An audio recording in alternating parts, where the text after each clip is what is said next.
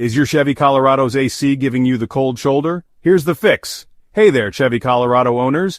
If your air conditioner has gone AWOL, don't sweat it. Here are the top reasons why your AC might be on the fritz and how to get it blowing cold air again. First up, check the level. Low refrigerant is a common culprit. If it's low, you might have a leak.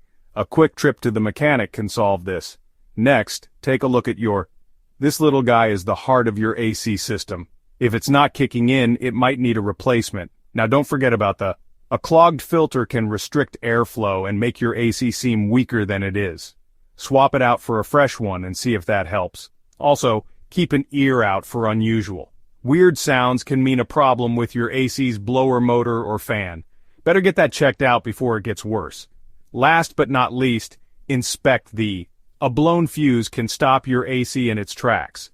Replacing it is usually a quick and easy fix, so there you have it. With these simple checks, you'll be back to cruising in comfort. Stay cool out there, folks, and happy driving. Don't forget to hit that like button and subscribe for more car tips. Thanks for watching.